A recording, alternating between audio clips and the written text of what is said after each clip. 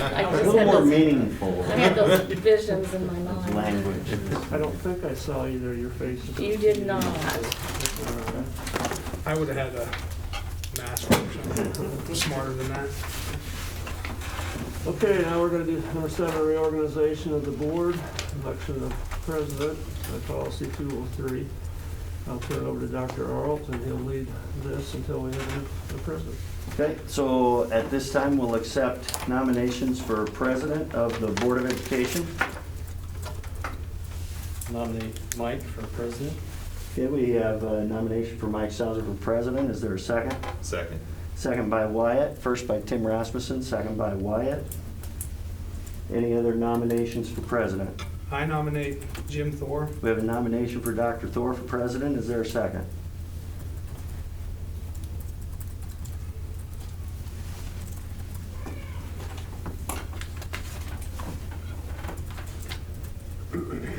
Hearing none.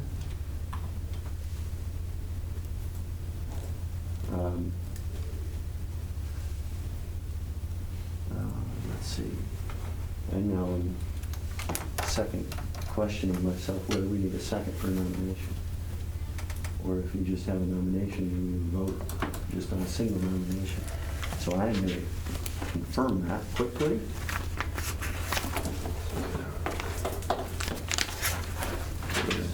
Did you do it by ballot last time? If You have more would than vote one by ballot, nomination, yeah. you had- Once we had a second or something, but maybe we don't need it. Okay, hang on. I don't remember either.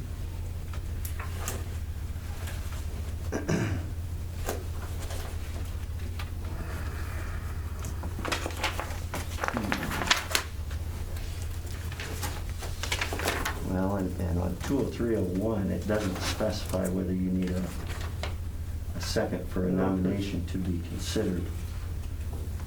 Ballots, I mean, you can do it in private, basically. Yeah, we would vote privately. Right. That's fine.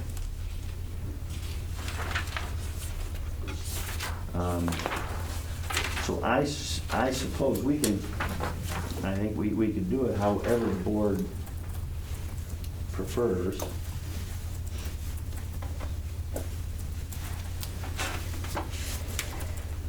Yeah, I don't remember if we did a second last year. We can vote, I mean, it's a fair way. You need to accept the nomination. You accept, Jim? Never really thought about it. I don't know if you have to accept it, but you can deny it. Okay, well then I'll do that. Well, okay, then I mean, I I can think, rescind it. I think if we Sure. have somebody to be nominated, I don't know that we need a second. That would be to pass action or adopt policy. So if Yeah. you're Well, if Jim comfortable. doesn't want the job, I can rescind my motion to Yeah. nominate him. Well, You know what, I would love to, but as Mike pointed out, I got a little more learning to do, maybe next time around. I'll rescind my nomination of Jim. Okay, Cool. well, that avoids a constitutional crisis then, I guess. So, any other nominations? Okay, and so since we only have one nomination, all in favor of Mike Sauer as president of the board for 2001 calendar year, say aye. Aye. Opposed, same sign. Okay, so the nomination passes. Mike Sauer will be president of the board, and I turn the meeting back over to President Sauer. All right, I guess, thank you people for nominating, electing me, I guess. We'll see, I'll tell you later. We'll give you the Gatorade bath after that. Yeah, okay. Now we gotta do the vice president. Is there any nominations for vice president? Wyatt. I nominate Wyatt. Nomination for Wyatt. Is there any other nominations? Okay, if there are none, Wyatt is our only nomination, so all in favor of Wyatt being the vice president of the Plainview School Board, say aye. Aye. Aye. All opposed, nay. Motion carries unanimously. I think that's supposed to be listed in the minutes for sure. Both of them are. 6-0 by vote, yeah, by voice vote. And then we have to nominate a secretary. And this is And basically, we have 2 secretaries. The recording secretary is Kelly. Okay, the secretary of the board, we have to identify because they have the authority to sign checks and also budget documents. And they sign So- diplomas. And sign diplomas. So it's somewhat ceremonial position. It's not taking notes of the board meeting We take or minutes. notes of closed meetings, which all it is what time you come out. Who votes come out and then what time you come out, but there's nothing recorded. And they also sign contracts. Mhm. The secretary signs contracts, budget documents, checks. Are there any nominations for board president, or president, secretary? I'd like to nominate Tim Rasmussen. Okay, Tim Rasmussen. Any other nominations? Okay. Mrs. Jensen, would you want to do that or not? I think Tim would be good, Champ, thank you. Well, I just- I'm just gonna be in a learning phase. Thank you, Champ. No, that's fine. Thank you. It's not a job that's hard, really. It's different if you're doing Kelly's job, but thank goodness we have Kelly. Absolutely. Okay, with no other nominations then, we have Tim Rasmussen for secretary. All in favor, say aye. Aye. All opposed, nay. The motion carries 6-0. Okay. We will have him, he has to recite the oath. Oh, So that, whether that's done now or the end of the meeting, I guess that's I'll up get it to. over with. I don't care. We can do it right now. Too late. Too late. Over I wanted half. to do secretary and FFA, and I did not want that. If you don't say no immediately, it's too late. Where was that at? 2:00. That's 203. No, I'm sorry, 20104. Yeah, 104. Just kept it that much. I need to stand. Yep. One late. I, Tim Rasmussen, do solemnly swear that I will support the Constitution of the United States and the Constitution of the State of Nebraska against all enemies, foreign and domestic, that I will bear true faith and allegiance to the same, that I take this obligation freely and without mental reservation or for purpose of evasion, and that I will faithfully and impartially perform the duties of the office of the Plainview School District Board of Education according to law and to the best of my ability. And I do further swear that I do not advocate, nor am I a member of any political party or organization that advocates the overthrow of the government of the United States or of this state by force or violence, and that during such time I am in this position, I will not advocate nor become a member of any political party or organization that advocates the overthrow of the government of the United States or of this state by force or violence. So help me God. Thank you, Tim. Okay, before we move on, I'm just gonna say to you, 2 new people on the board, if you have any questions as we go through this, don't be afraid to speak up and ask what we're doing, where we're at, how it works or whatever. It can be kind of overwhelming for a while. Like Jim said, it takes a while to figure things out. Yeah, 2 years ago, we only did it once, so. Yeah, pretty well. So you don't do a lot of this stuff very often, so it doesn't sink in for real long. So number 9 is the consent agenda we have to approve.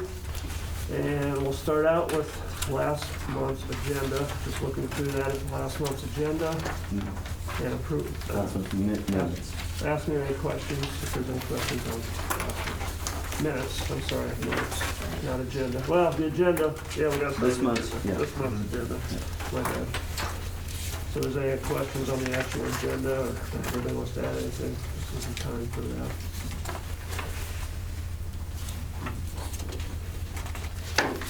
And hearing of none, we'll move on to the minutes of last month.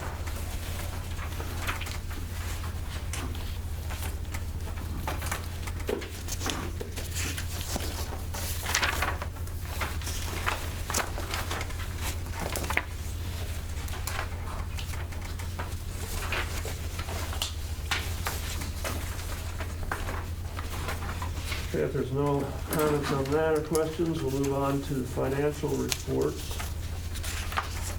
Which the first part of that is just everything but the checks at the end that we did right out. It's the balance sheet and different funds.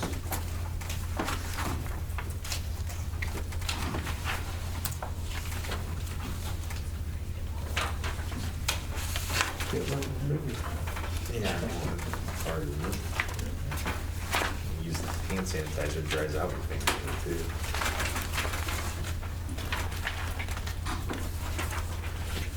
Don't try to understand all these right away. It takes a while in conversations on what they all consist of. There's pages in here that have all the small print lines. Those are basically activities, things that we pay. Activities, obviously, they counted as a great volume of in and out, you know, mostly small amounts. And that's mainly out of Tammy's office. I haven't gotten there yet, maybe it's listed, but did we get reimbursed from the USDA yet for lunch? We Yes. did. Okay, good. Yes, $49,000. Great. And it all happened in the month of December, so I transferred the money in and out in the month of December, so. Great.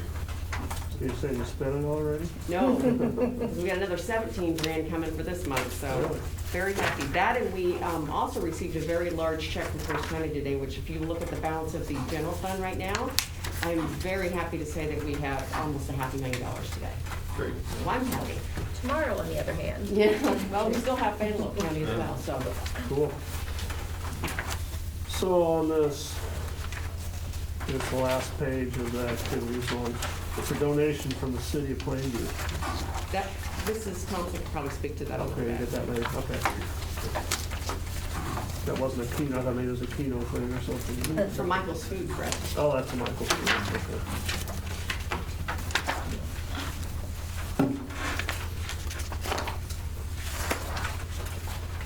Okay, if there's no questions on that, we'll go to the claims.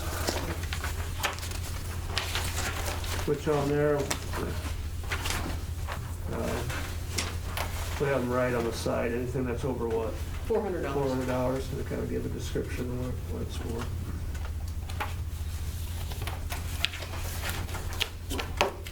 And just to fill you guys in, Dr. Earl has the authority to spend up to $5,000 on anything that pops up during the month without asking for permission. So anything over 5,000 has to go through the board.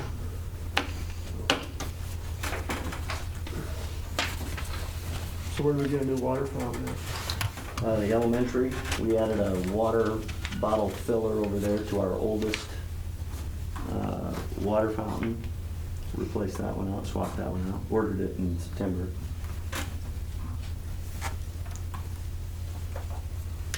So has the scrubber come yet? Yes. Everybody using it? Yes. They like it? We still have some phasing in to do with the entire maintenance staff, but yes, Gail has used it a time or two or more.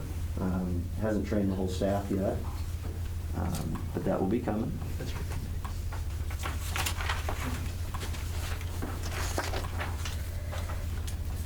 The tables, is that just those three by the Yeah. concession stand? Yeah. And again, those were ordered in September when we were looking at probably for concessions, possibly keeping concessions out in the lobby area. And so wanted to have just a small space for people to at least be able to, so that we weren't gonna let them sit and eat out there because we removed those tables because we needed them over in the cafeteria. So a place where they can quickly consume their concessions. Everything's takes that much, so long to get. So, for example, our air purifiers aren't here yet, that we had to have in September.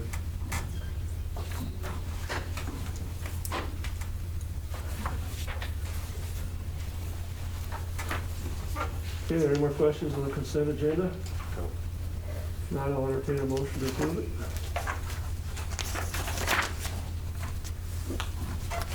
I'll move to approve the consent agenda. Second? Second. Rasmussen? Thank you. Okay, it's been first and seconded. All in favor, say aye. Aye. All opposed, nay. Motion carries. Okay, discussion items. Number 10, COVID response. Okay, I think we've kept this as a discussion item most of the fall, just as things kind of ebb and flow as they have. They've gotten better, gotten worse, back and forth a few times. We haven't made really too many dramatic adjustments. Right before Christmas, we did move our high school kids back across the street to eat in the cafeteria for most of the first semester. They took a meal to go, came and ate socially distanced in the Tartan gym. We decided to spend a few $100s and drop some plastic sheeting down the center of all of our table lines so that we could keep our high school kids, because we knew this was probably going to be all year. So for second semester, they'll be able to go over and eat and keep the mess. And it does affect a little bit about, what we serve and how we serve, and a little bit about portion sizes, because they get a tray of food now rather than a styrofoam container of food, because that was a concern. So that's been one of our bigger adjustments back and forth. We've got a few different, a few different organizations that have some authority and certainly some influence that are providing guidance. That's the state of Nebraska, the NSAA with regard to activities, and the North Central Health Department, which last week I stopped using the health risk dial.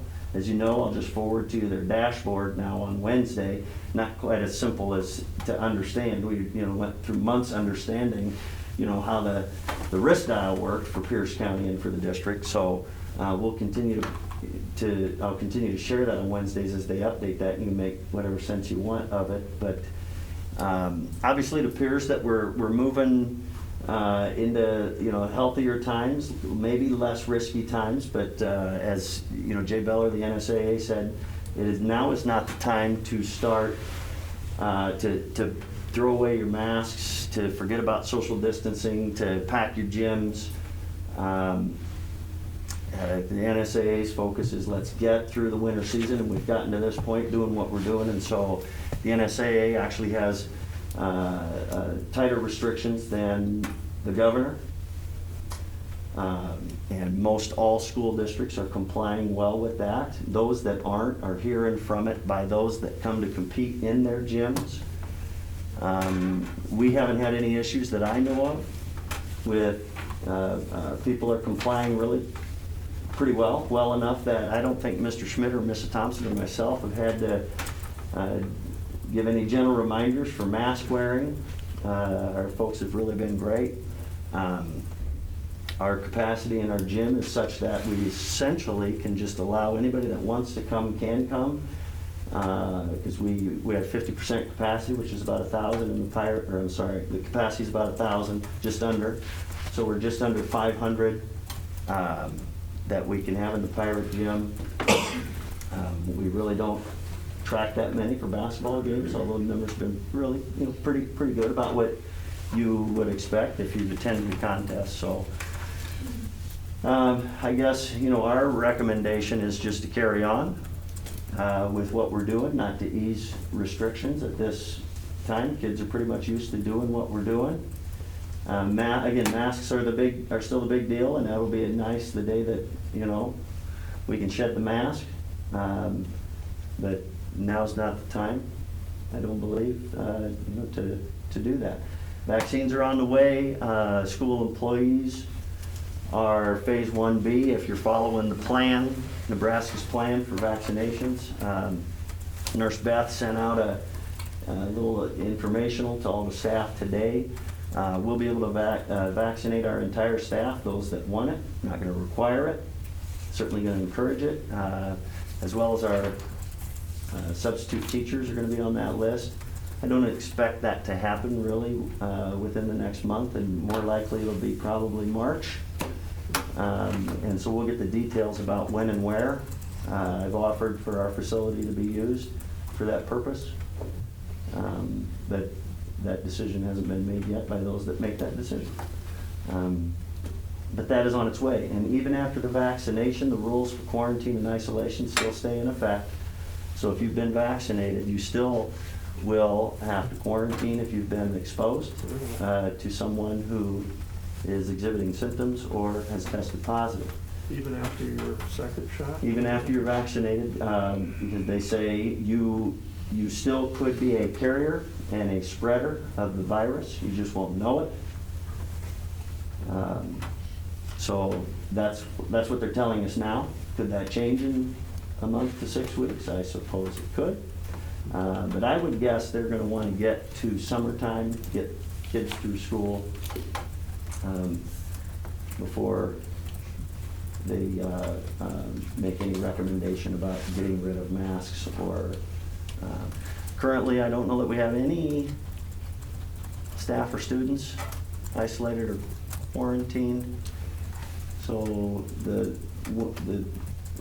Christmas break served it, because we had a handful or two going into Christmas break. We haven't experienced any, coming back. I think there was a worry that folks are going to go to Christmas break and then they might get exposed and they're going to bring it back. Don't have any indication of that at this point. This is the first day since we started school, isn't it, that we didn't have anybody out for COVID? I think there was one day. Maybe so. Well, not in both buildings. Yeah. Yeah, both buildings combined, now this is the first day.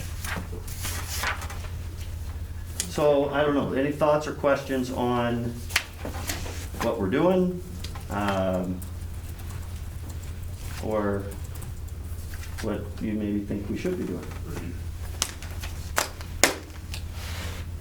Looks to me like what we're doing has worked pretty well. We haven't had any big flare-ups, especially positives. There's been, enough exposures, which mostly come from our schools. I can't see that we need to definitely do any more. It looks to me like what we're doing is good, so I have no recommendation other than to follow what we've been doing.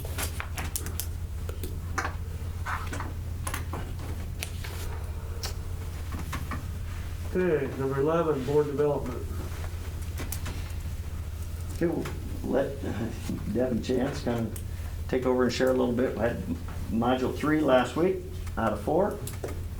It was mainly about board meetings, proper protocol during meetings, that kind of business. So I'll let you two share your top takeaways. I'm gonna be 100% honest, I never got that. I never watched it, so didn't have time. It does take, it's 3 hours.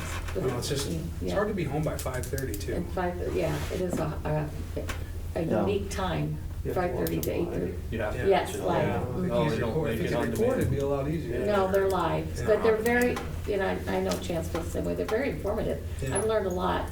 Yeah, the first one good. Pardon me? Yeah.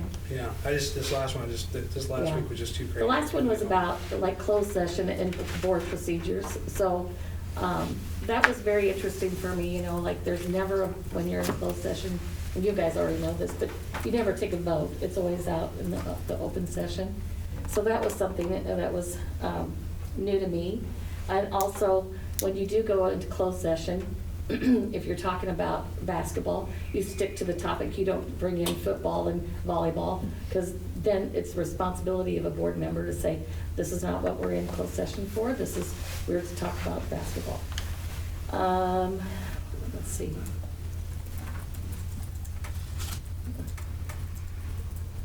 Oh, and another thing is, and I could see why this would be a problem, like when you're in public, and if you're visiting with 3 or 4 board members, just socially, you have to be very careful not to talk about anything that's an issue with the school, and because then it could be considered as an open meeting that has not been publicized.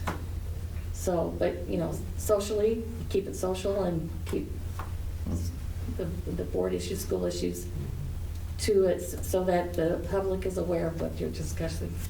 It's just fair to everybody. So that was 3. How does a quorum fall into that one? Kind of what? They can consider it as a quorum, but it hasn't been publicized. And you have to have it publicized before you can. 3 board members Three's can a meet and quorum. talk, but 4, if you got 4 there, you better not be talking about school board. Yeah, so that's great. Yeah, you gotta have majority. I have a question. How come they don't, on a school board, like, why is it always 6 people and then, you can have a tie? I don't understand why they don't have an odd number so you can always have a tiebreaker. So usually you got to have majority, so it takes 4. Okay. If you have a tie, it fails. It fails, If yeah. a tie fails, Yeah. no matter what. That's a good question. She's very, I mean, it's very interesting. I don't know if everybody has seen these as a board member, these webinars. You do have to give up an evening, but I have learned a lot, you know, that answers a lot of my questions. So, You know, when I did it, we just went to Norfolk for one evening meeting. Oh. Probably lasted 2 or 3 hours. and yeah, that was- so far, that was it. it's been 9 hours. And Yeah. it's 9 hours plus, because there's usually somebody that asks a question that's already been covered at 8:30. And she is so passionate and knowledgeable that her answers are usually 20 minutes. She just, yes, and she's so good and she understands, I mean, but she's passionate about it, and so I have learned a lot, but I'm just looking at that clock at 8:30, I'm like, don't do it, don't, she only did it. Every time it's happened, all Especially three. when, yeah, just 20 minutes earlier, you know, she was. She just talked about, like, are you serious? Yeah. That was when they went to the bathroom, was when Yeah. Larry.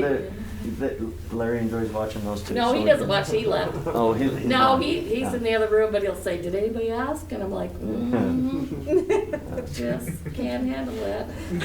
Take your computer with you, please. Because by 8:30, I'm That's checked a long out. time. Yeah, 3 3 hours hours. is a long time to But it's but- worth it. But Deb learned from the first module to turn your video. Yeah, I didn't know, because I've only been using Zoom to Zoom with my family through this. So I had to Turn sit there and your- look like, Like she's really interested. and I was kind of complaining to Katie, and she goes, Mom, you can shut the video. You can? Oh my You gosh. always mute it and shut the video off. I learned, yes, You but can go do whatever you I want. never, I only Zoom with my family, and so if I muted it and shut the video off with them, then there'd be a Yeah. But see, when you- problem. That's when you come back at the end of the meeting at 8:30 and you ask a question. That's the one that does it. I'm like, you were not here, were you? But there's still about 4 or 5 people that still keep the video on, so I'm not the only one that, but I did figure it out for meeting 2 and 3. You know me, I'm such technology. Yeah. Well, it's not going to waste then, you watching these videos. I have learned a lot. It's a long time, but I've learned a lot. I've got one more left. There, Janice, one more. Yeah. Their, Or our dad their has board one. development has definitely evolved in the years that I've been, you know, involved at leadership at this level as well. Because Marcia used to be on the superintendent search. She used to lead superintendent searches across the state of Nebraska. So she's been the head of board development now for about 5 or 6 years. So she's still, you know, kind of creating her own. So those regional developments that they provide that we went to in Norfolk, you know, and that's good, and you get a similar binder, but it's not enough. And I was just gonna ask, it's never should be a one and done. So you all should be receiving routine information from the NASB, and that's always good to digest because there are opportunities for board development that they're always pushing out, and whether it's, you know, a webinar series or whether it's, you know, the state conference is always very big the week before Thanksgiving, or a variety of other things. There'll be things just for the president, just for new board members. You know, so I just think board development is you know, is vital and important, and it shows that, you know, we're, you know, working together to try to, you know, do things, you know, best practice, so to speak. A big takeaway for me again was about being prepared. So as I always ask, you know, when the board packets come out, Kelly will push those out digitally. Not always easy to read digitally, so your hard copies. And now NASB would love to sell us a digital package and go paperless, but it doesn't really work that way. But your hard copy packets, we really want to get those into your hands before the weekend hits. They're available on Thursdays. And then to go through that and any questions that you have. And so it can be very difficult if you bring questions to the board meeting that you know, we as administrative team may or may not be able to answer right there at the board meeting. And so always a heads up is terrific, and that's part of being prepared. Kelly can answer anything on the fly because she sees all the daily in and out. So financial questions on our routine, you know, accounting, you know, Kelly's terrific at that, but also certainly appreciates any questions in advance that you might see in the board packet prior to the board meeting. So that's always appreciated. I have a question. Does every board member have the binder that the new board members were given? Yes. So everybody has that? Okay, Yeah. good. It would be nice if they could make that on demand. I don't know if you could suggest that, any of their stuff, because it is hard for people to always It is. adhere to that. Most of the meetings that I've been on this winter, they make them on demand. You obviously Yes. can't ask questions, but. I did, because It's there's nice a to be able to survey they watch it. asked, and I did put that out. Yeah, so you And can on take my it. survey that the time was not great, and that maybe if we could watch it at our convenience, rather than, Yeah. Watch an hour here and then yes. watch And another I also hour. said 3 hours is a long time for this Yeah. lady to say. She certainly felt strong, and this isn't normally the way they'll do it, and I don't anticipate they will in the future, but who knows? She definitely likes face-to-face and that engagement and that interaction. But it could be beneficial for me to just sit and get as well. I could sit and get this without having dialogue. So I bet she'll get a lot of that feedback. It's gonna be hard for her to go back to one night though, one evening. Well, it was supposed to be an all day. Oh. We were, Kearney, December 2nd, was gonna be in person all day. But that obviously got canceled, so this is just the way of it during And it is COVID helpful. season. It is. All 9 hours. only 3 to go. I'm excited for the last 3. Yep. The The last Did you hear the month, last? the last 3 hours. It has helped me a lot. I am surprised they don't have it though, to where you can watch it again. Well, at least maybe when it's all over and Yeah, said and done, you can go back and because watch she it basically before must you want. redo it every night for those 4 nights Yep. that it goes. You think that she Provides wanted to 4, record yep, it and- 4 operating, so she's pretty She doggone. does the same She's thing very as the other dedicated, night. guess, and like I because said, you can she's watch it for passionate 4 about it. Nights if it works for you. Yeah. Yeah. I would think that they would just record it after the very first one, or whatever, and then Yeah. replay it, and then be able to No, watch it she whenever you likes the want. question. Yeah. And she gives you a little an assessment periodically, which I love that part. See how, to what you can remember for what she's talked about. So that's good. Okay, good enough. Move on to the action items. Number 12, discuss and take possible action on the Board of Education committee assignments. We don't have to do this tonight. You all have your sheet in your packets. It's got a list of, normally we have 3 people on each committee.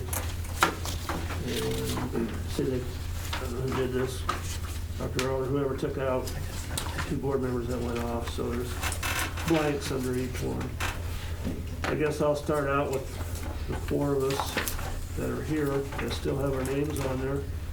Is there anybody, there's only one that's got all 3 people in it, and if my name comes out of there, because one of you 2 went in there, that's fine by me, I don't care. But is there any of you 4 that want your name taken off of something or put on something else?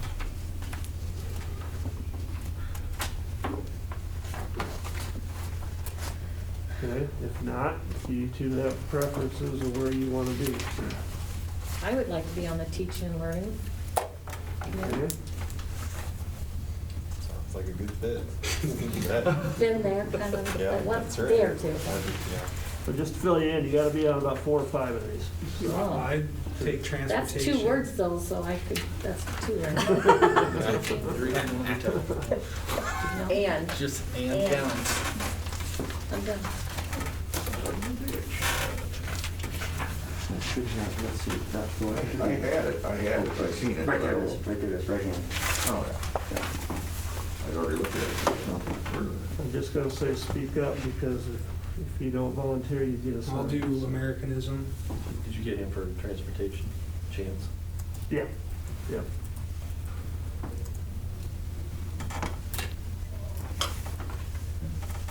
And we're probably gonna add another one, which we'll have to vote on, I guess, if we do, or whatever we decide to do with goals. Or, Yeah, if you make a parent advisory committee. programs. Yeah.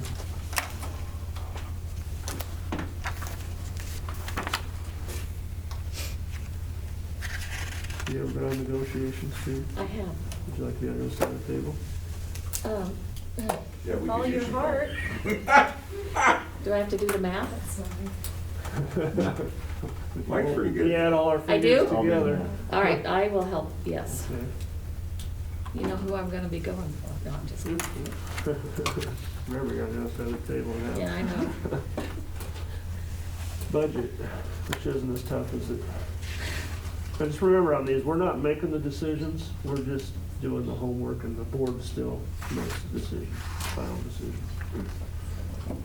What is the marketing? It doesn't, is there anything in there or under that, or is it just blank right now? It looks like it's blank. Is that the one? We haven't met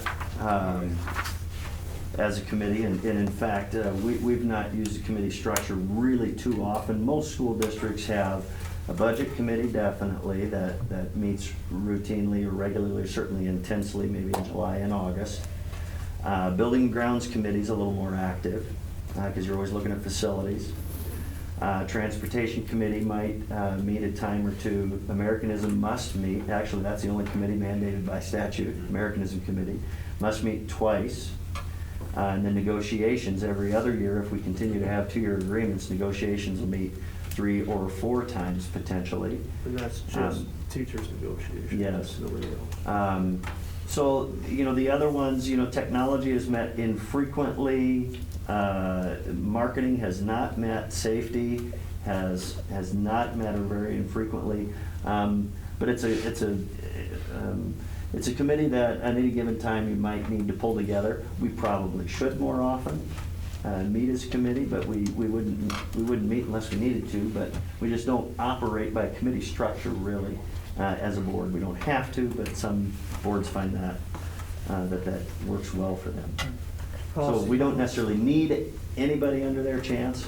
I was just wondering what it even was. Yeah. marketing. Oh, just to promote the school, the brand.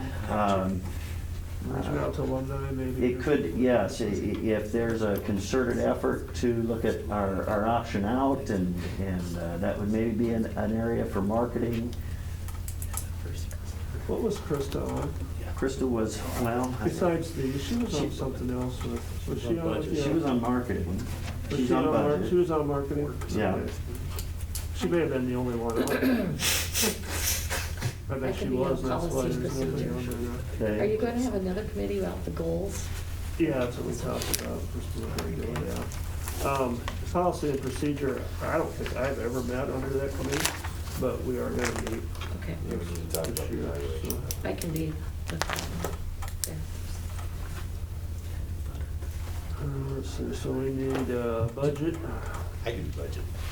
Actually, I wouldn't mind being on Wanna that. be on that one? Even Okay. though- Because a couple of these, we talked about, I haven't even met Okay. anyone on these, so I'm on 5 right now, but I probably only 3 that are active, so.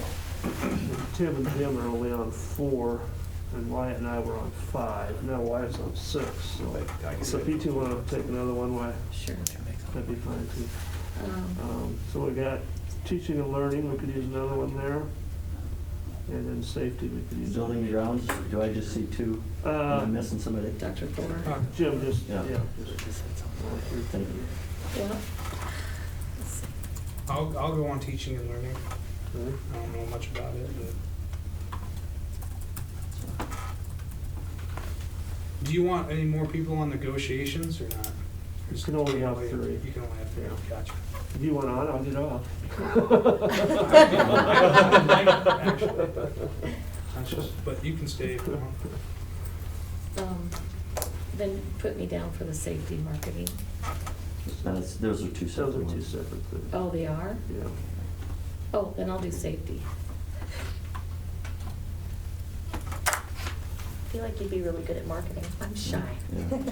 So we've got 3 on every committee, none in marketing. I don't know that we need to fill that. I asked a couple years ago about that. And, we kind of said, well, we can have whatever committee we want, call it whatever we want, Back to college copying, huh? So did Krista help you with your golf issue? Well, I'm terrible handwriting. Really didn't have to do anything. with that. She's on the foundation. Oh, she's on. So the yes, but not as a member of the board, Oh, okay. not as a member of the school board, marketing. Okay. Got it? Yeah. I think that's Great. fine. Okay. Kelly, you guys have? Yep. copies of it? Are you gonna make a, you're gonna make a motion for this? Or do you want to- Yeah, Yeah, I'll have to make you'll need somebody to make a motion. Now, I don't know if everybody wrote it down, but I could go through that real quick. If you want to make a motion to pass these committees tonight. Do we want to wait, are we going to add another committee for the goals? Well, or are we just you gonna- might when you get down to that action item. Do we want to wait and Doesn't matter. at that point?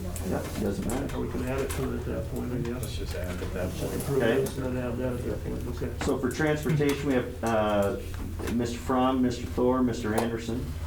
Building and grounds, Mr. Sauer, Mr. Rasmussen, Dr. Thor. For negotiations, Mr. Sauer, Mrs. Jensen, Dr. Thor. For budget, we have Mr. Sauer, Mr. Fromm, Mr. Rasmussen. For Americanism, we have Dr. Thor, Mr. Fromm, Mr. Anderson. For technology, Mr. Sauer, Mr. Fromm, Dr. Thor. For teaching and learning, Mr. Rasmussen, Mrs. Jensen, Mr. Anderson. For policy and procedure, Mr. Sauer, Mrs. Jensen, Mr. Fromm. And for safety, Mr. Rasmussen, Mrs. Jensen, and Mr. Rasmussen, Mrs. Jensen, and Mr. Fromm.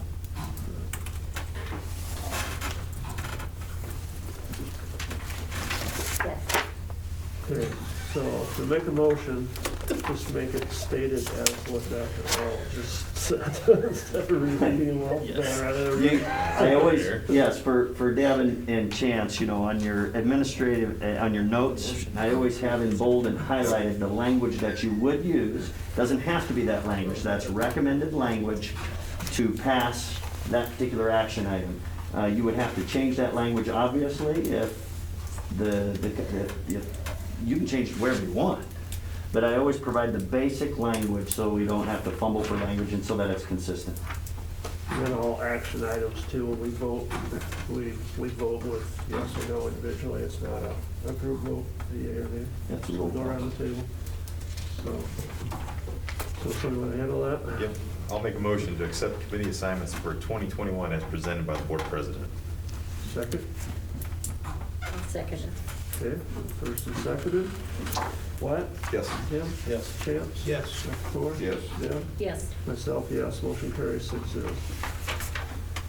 Okay, number 13, discuss and take possible action on appointing Dr. Darren Arlt as the district's non-discrimination compliance coordinator as per policy 203.01, board organizational meeting.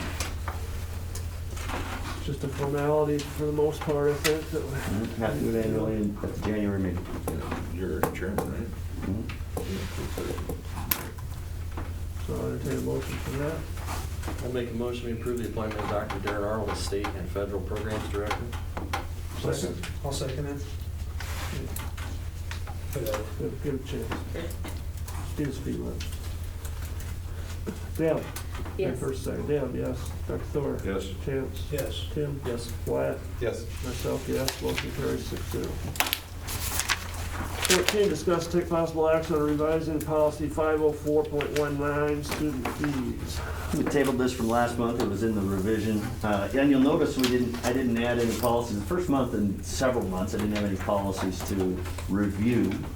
Just thought we've got enough other business going on. Normally, we don't want to take a break from doing that. So we'll get to resume that next month. But this policy was up for review last month, and Mrs. Thompson and Mr. Schmidt brought up that we should probably add to that list. If you look at your item number 14 in your packet, we should add technology because we may likely possibly have some type of fee with regard to technology. And so I have that listed as number 10. You can see that shaded on that policy copy in your handbook or in your packet.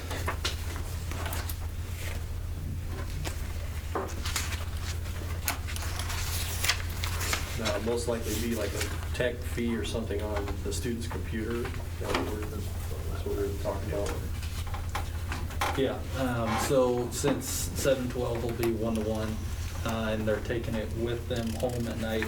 It's basically, I don't want to say an insurance policy, but a little bit of a collateral that if something happens to it, we have a fund build up where we can make replacements, we can replace keys. If a screen gets broke, those are about $50 a piece to replace those. Where we don't have to charge the student every time something happens, we can just use that fund. But if a device does get destroyed, it's written in the agreement that they would be responsible for replacing it. There will not be a fee at the elementary level. Obviously, elementary students, you know, as we're moving towards one-to-one, we will be one-to-one in that building as well. But those students aren't taking the devices home. And so the devices there are housed in carts that are in classrooms. So right now, in our 3rd to 6th grade classrooms, we already have the carts in the classrooms. And with having the carts in the classrooms, they're just right there. So the likelihood of a broken screen or anything like that is less. I'm not saying that it won't happen. If it does happen, then it'll be replaced using the same technology fees that come from the high school. And then as those students transition into the junior high and high school building, then they will pay those fees as well once they're taking their devices home. And is this a yearly fee per student? How much are you paying? $20. 20, oh, Yes. per student. And then we did out a free and reduced. Yes. So. Anything that was free, Mhm. the fee was waived, and then we did a reduced too. Or actually, we did all free and reduced, so. So half of our kids won't pay the entire fee anyway, so. So in the future, you know, just kind of like prices that we charge for meals, the board makes that decision when we raise that price. How is this gonna work? Is this gonna be done by administration, or is this gonna be an action item from the board if we ever wanna change the amounts? Apparently you guys kind of came up with the $20. When I look at that, that was based off of what we pay for a device. And if we're purchasing them once every 4 years, then that's when we would revisit it. So keeping the fee the same. So if in 5 years we purchase again, if devices are the same exact price, then the fee doesn't need to change or anything like that. But yes, that'll be a conversation that we can have with you guys, the board. Okay. Because obviously you can't put anything in the policy for a price. No, but they put that in the handbook though. Yeah. Right? And we approved the Put that in the handbook. handbook. So Yes. we cover our base there. Is that typical for schools to charge in the 7 through 12? The schools we've all talked to that have one-to-one Mhm. typically do that, so. And some even lower than 7-12, but typically not in your K1, 2, 3, but I know 5, 6 that charge. Okay. Now, some schools are a lot more vicious than I think charge a huge fee if there's damage. Oh, yes. They don't know about it. Well, and I think if it's, you know, there's a difference between intentional damage or repetitive damage. Yes. So I think that can be looked at. So do we have like an insurance policy that like helps cover these, like if they get damaged or not? So Like a Tom device protection or whatever? Tom presented on that, and when we made the purchase, we were able to, with the same price that it would have cost us to get the protection plan, we were able to purchase another 60 devices or 40? I think it was 40. Another 40 devices, so that way if something were to get destroyed, we could just actually replace it with a new device. So we figured we wouldn't use that insurance, if that's what you want to call it, 40 different times, so we would just have that many new devices to replace it. So they're all covered with a 1 year. Yeah. But then after that, we just have that many extra devices on hand to replace.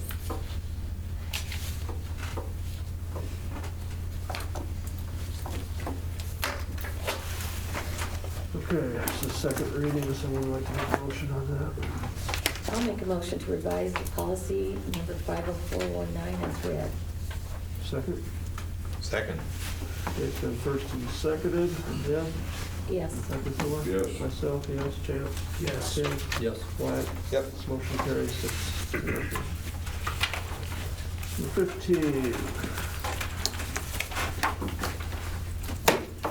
Discuss and take possible action on first reading of policy 202.01, board member code of ethics. Just to explain to you a little bit, when we bring a policy in to review it, it has to have a first reading and a second reading. So you talk about it at the first meeting, make any changes you want to make, and then it gets carried over a month. So if somebody sees it in the paper and wants to comment on it, they have that opportunity to come in and talk before you officially approve it and vote on it. So this will be first reading, so it's just talk about whether we want to do it or not, make any changes to it if we can. Some things you can't make changes to, and then if we decide we want to do it, we'll bring it back next month. So this is discuss, did I read this already? Discuss, take possible action on first reading of policy 202.04, ethics violation. Violation or the. Oh, number 15. Number Did I read the 15, wrong yeah. one? I'm sorry. Yeah. Discuss and take- 20201. 20201. It's the code of ethics. Okay. Discuss, take possible action on first reading of policy 202.01, board member code of ethics. So this is a policy we haven't had in our policy book. But it's kind of what, this is written up by the state statutes. Kind of think it's something good. It's kind of like the oath you guys just took. That it'd be good to have this in our policy book. Just as a reminder to board members of what's expected of them, how to act. You know, there's something in there for the president, there's something in there for the vice president, secretary, but there's really nothing in there for all board members. So this would cover something like that. I think it's good to have a reminder of in the policy book.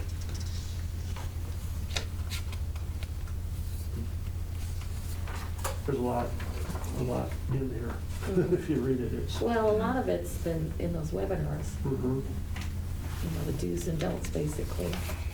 And these are really good, I think.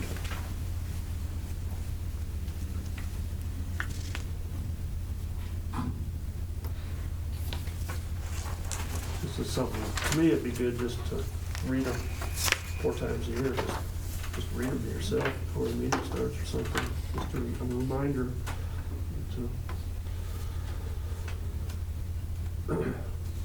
So is there any discussion on whether you'd like to have these put into policy or not put into policy, or changes made to them? I don't know, can we make changes or additions? Yes. Can. Yep. Anybody against putting them in the policy book? No, I'm for it, so it's fine. I think they look pretty good. Yeah, from what I read before, I didn't see anything change, but.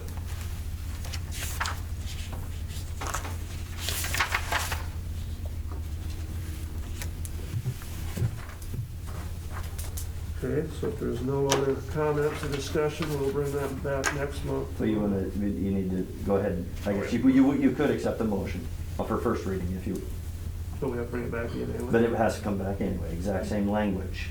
Okay. So if you were to approve it as a board on first reading, the exact language comes back next month.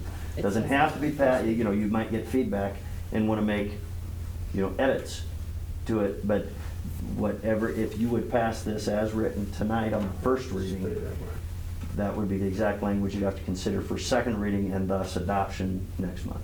So if we don't vote now, do we have to bring it back 2 more months? Yes. Okay. Did everybody have a chance to read it? Yeah. I haven't. I'm working on it right now.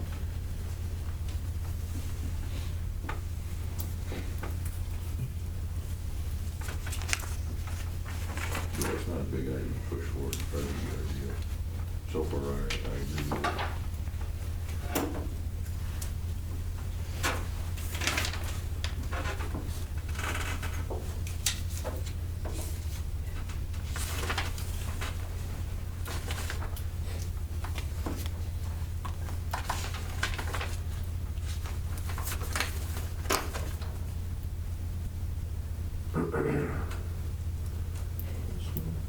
Yeah, I'm checking.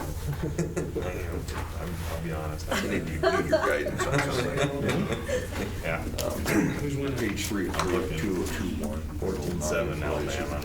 Teachers are under contract with another school district. It's just started second. Insurance from property person. I know we've already discussed that.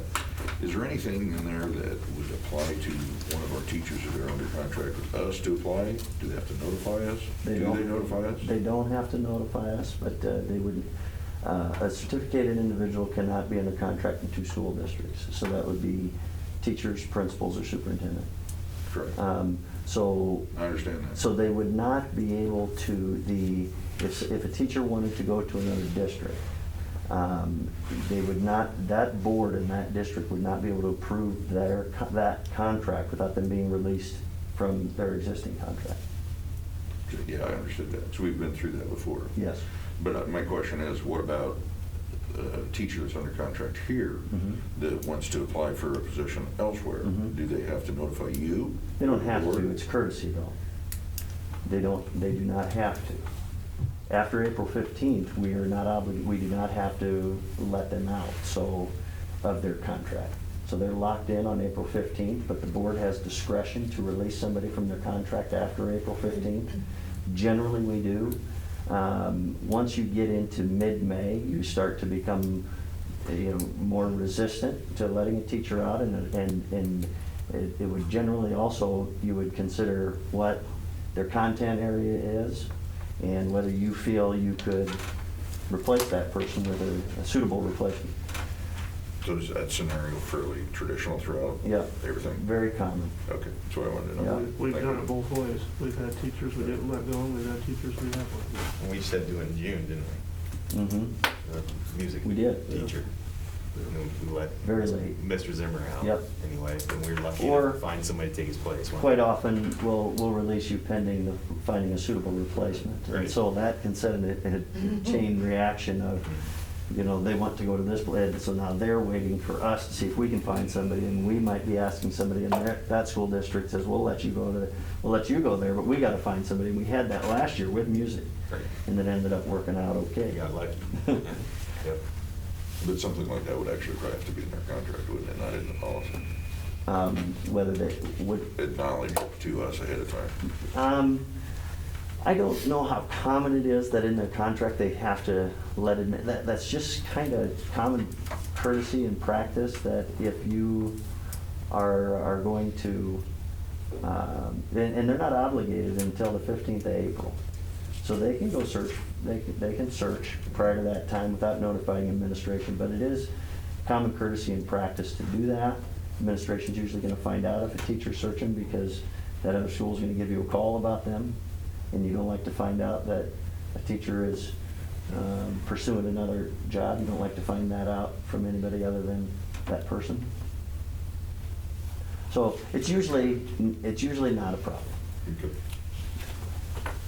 Thank you. The thing you gotta kind of remember too, is people in contract, that's the only chance they have of moving. They're contracted the rest of the year, so if they want to make a move, they have to be looking at that time. They're locked back in. It's not like your employees that can call you tomorrow and give you 2 weeks' notice. They're not contracted for 9 months or a year or whatever like these guys are, so it kind of limits them too when they can go, if they want to do something different. So I can see it both ways. Do we want to make a motion on these readings, or do we want to table? You can make a motion, and if you get 4 votes, it passes first reading. Somebody can vote no. I'll make a motion to adopt policy number 202.01 on first reading. Second. Okay, it's been first and second. Myself, yes. Wyatt? Yes. Tim? Yes. Chance? Yes. Dr. Thor? Yes. Deb? Yes. Motion, did I say yes? Me, yes. Motion carries 6-0. Okay, so we'll bring that one back next month for a second. Okay, number 16, discuss and take possible action on first reading of policy 202.04 ethics violation. This basically goes hand in hand with what we just approved. If you do have issues, this is how you handle them. We've probably never had anything in our policy book on how you would go about this in the past. We would have probably had to call a lawyer and figure it out. Now we have that wording if we accept this. I don't know that you would do one without the other, really, they kind of go hand in hand.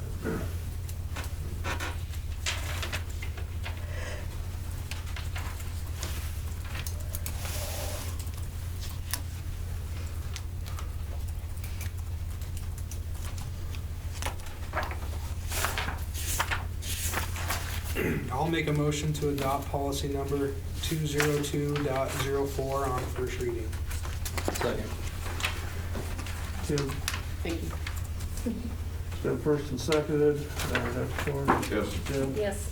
Chance? Yes. Tim? Yes. Wyatt? Yep. Myself, yes, motion carries 6-0. See if I do myself last, then I'll remember what I did myself.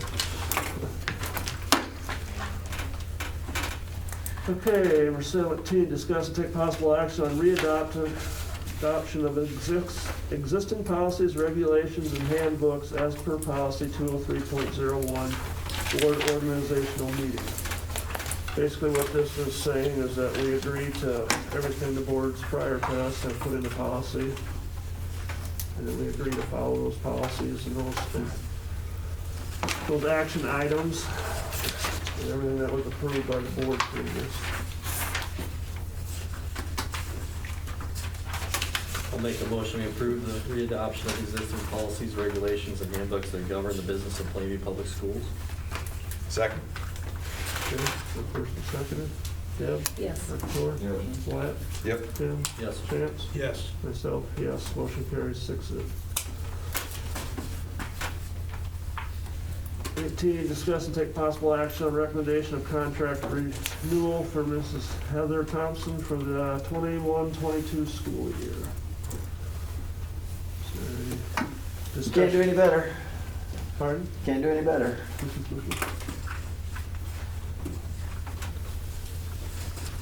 Short and sweet.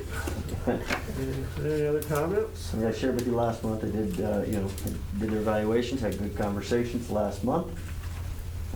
So we've got some commendations and areas to focus on that we'll monitor and discuss throughout the year and then specifically next year. But, we meet routinely and talk and work together. But evaluations are done, and certainly recommend contract for Mrs. Thompson. Okay. I'll make a motion that we approve a contract for Mrs. Thompson for the 2021-2022 school year. I'll second it. Yes, first and seconded. Deb? Yes. Dr. Thor? Yes. Chance? Yes. Tim? Yes. Wyatt? Yep. Myself, yes, motion carries 6-0. Chance, did you second that? Yes. Okay, thank you. Number 19, discuss and take possible action on recommendation of contract renewal for Mr. Kyle Schmidt for the 2021-2022 school year. Ditto? They're getting shorter. There's a football game going on. That's right. Any discussion amongst the board? Comments? Recommendations? I'll make a motion that we approve the contract for Mr. Schmidt for the 2021-22 school year. Second? Second. And first and seconded. Myself, yes. Deb? Yes. Dr. Thor? Yes. Chance? Yes. Tim? Yes. Wyatt? Yeah. Motion carries 6-0. So next month's meeting I'll have on as an action item for their contract terms. And so I've asked them to prepare a first request to the board. So how exactly they'll do that, I don't know, but you'll have that prior to next month. It'll probably be in your packet, and it may be in the form of their current contract with any highlights or notes of, okay, adjust this, change this, more of this, less of that. But all the legal language will stay the same, obviously. And then we have an array too. We'd appreciate it if we had an array for other principals in the area. Yep. Yep, we can do that. Okay, number 20, discuss and take possible action on board goals for 2021. We talked about this last month and decided to table it until our new board was here. They would be the ones that would be dealing with it with us. So, if you were here last month, I don't know if you were able to. I was here. We talked about option out students and looking into that and why and how and what we do about it. And I don't know if anybody else has any suggestions or recommendations that you'd like to look at for a goal.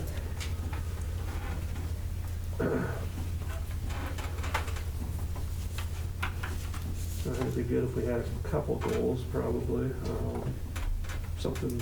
Could you form a committee to kind of look and see what your needs are, instead of just, maybe thinking of them fast tonight? Agreed. What's important? Would that be a possibility? And then bring the committee back to you guys and with some suggestions? That's great. I know Krista had a list. A list of goals. She had like 3 or 4 before. Yeah, I thought she had something wrote down that we came up with last month, but those we can give those, or she does, we can give them to the committee. Yeah. Well, we definitely want to have some with education, goals to improve. We don't, and we need, you two need to be on that committee, and let us know what areas we need to improve in and what you need help in doing that, so. Because we definitely want education to be a big part of it. Absolutely. Well, and it may be helpful to know that at the end of this year, we're going into our, will be, Our external visit. yeah, we'll have is our at the end of external March. visit at the end of March. And then we'll be setting a new 5-year goal. A So new that goal. should be part of it. Absolutely. And their recommendations would be helpful to the committee Right.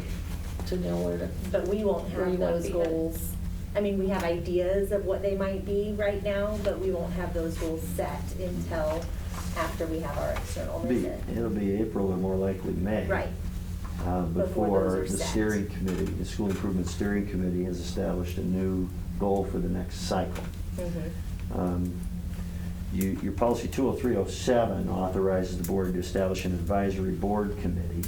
So you can look at that language and see if you think that would be appropriate. That would include patrons, stakeholders, students, staff members, board member or two, to consider that as well. Doesn't have to be, but that would be a stakeholder group that would probably be valuable. I think that would be more important to include, staff members and community members along with the board.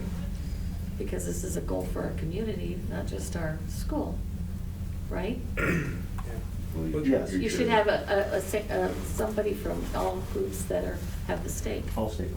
Yeah. You want to share I that think with one of you? our goals should be, we should try to spend more money locally, like instead of hiring like an outside contractor to do stuff, like try to hire somebody like from Pierce, at least Pierce County. I know it's not always possible, but like when it's possible, and maybe try to find a more local hardware store or whatever than Menards all the time. I think that would make a lot of people happier, if, like, even if it costs another $20, to buy it from somebody in town, it might be better than to spend your money in Norfolk. So possibly tonight, are you asking that we form a committee, or that a committee, it needs to be formed? Well, I think we're on agreement that we want to create a committee. Mhm. I think we should, do we have to vote on it to add a committee? I don't know. We have to. Yeah, action item? whenever the board considers it necessary, the board may appoint a committee composed of patrons, students, staff, administrators, and board members. So, an advisory committee is formed by board resolution, which shall outline the duties and purpose of the committee. So you're always better off having a resolution, which would be a formal vote. You're always covered, there.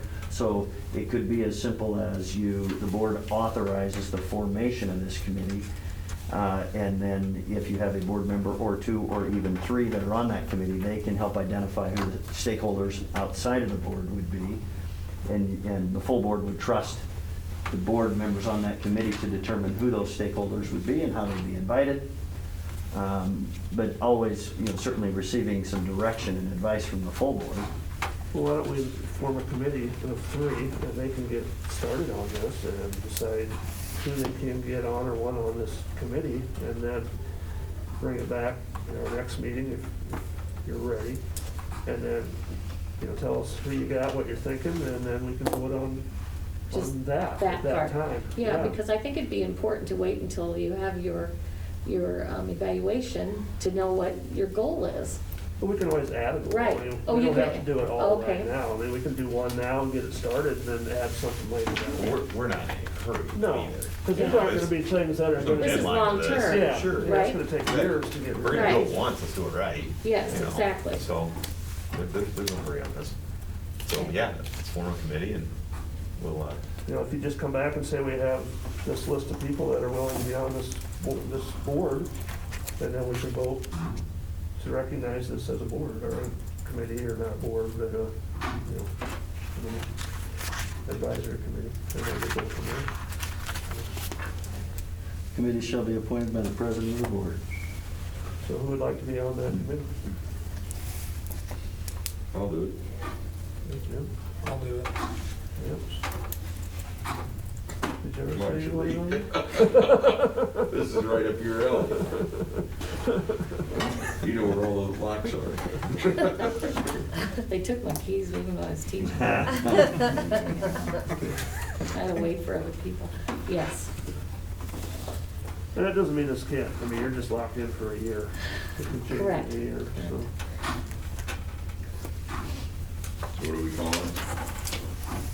Goals? School board goals? Advisory board, well, Advisory board. okay, yes, you can Goals call it for the- whatever you want, but 20307, that policy name is Advisory Board Committee. Okay.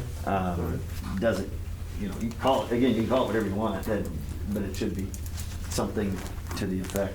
Does that policy Advisory- limit it, how they have to go about what they're gonna do? No, they would operate the same way as every other committee, would bring back recommendations to the full board. Could we include the word goals in that? You can call it. You know what, you bring it back next month, however you want. I don't know. But if you call it just a generic advisory board committee, we may be able to use it down the road for For something something else. else. There you go. sure. Some other project, without locking us, painting us in a corner. Yep. So just an advisory board committee. Okay, Good. good idea. Good.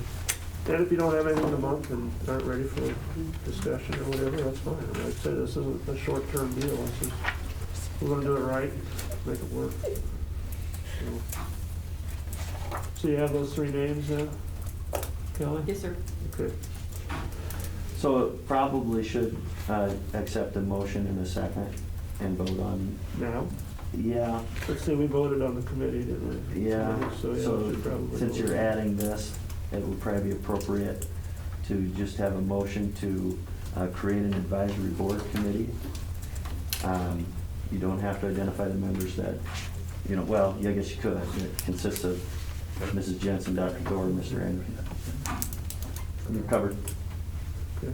I'll make a motion that we add an advisory board committee to our list of committees. And this year, that will be Dr. Thor, Mrs. Jensen, and Mr. Anderson. And they will work on coming up with school board rules. For a second? Second. Then first and second, myself, yes. Yes. Dr. Thor? Yes. James? Yes. Tim? Yes. Wyatt? Sure. Motion carries. Is it too late for me to ask you a question? No, Okay. you just So- can't get out of Do it. I have to do that? No. Are you expecting the three of us to come up next month with some names to be included on this committee? Is that what you'd like for us to do? Well, I would say that would be a beginning where you would kind of start at, and your easiest option, names are gonna be the people in the school system. Correct. It's Correct. the ones Those two, outside of sure. school that are gonna be the hard ones to get. Absolutely. But I think yeah, you're right. Okay. So basically. Left-handed one over there. Okay. And what you do is you pass the buck to those two and say, we want 2 elementary teachers and 2 high school teachers on this committee. They're all squirming over there. So I will send a message to the three of you probably tomorrow to try to identify first day to meet, where we would probably come together and maybe each bring a handful of names and kind of discuss and we need an eclectic group of stakeholders, obviously, and And we Give would, us some recommendations we of would, groups that you'd like to see too. yes, yeah, now? Well, and the mail tomorrow. Sure, yes, indeed. That way we can think about it. Yep, yep. Great, thank you. Never too late to ask a question. I just may not answer. Okay, we're gonna move on to reports, activity director's report. All right, first thing I had on there was COVID changes. Capacity of the gyms went up to 50% now. We did, well, every event we've had since January 4th, we went with no restrictions on it just to see what our attendance would be.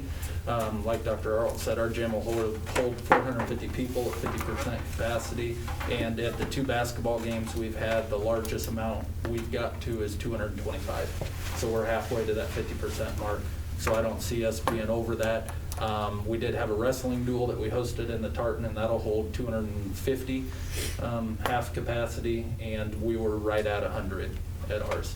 So as of right now, we're not going to use a ticket system or anything unless we feel that we're getting to that point where we're right at that threshold that we might hit it. So there's an update with that. Coach Boyer was recognized as Coach of the Year. That was through the Wrestling Coaches Hall of Fame, correct? Mhm. So we want to present that to him, but we're trying to find a time that we can do that, and we want him to be here by all means. So that was a big accomplishment for him. We will be hosting Conference Honor Band here January 23rd. That will take both gyms. I've been working with Miss Knox.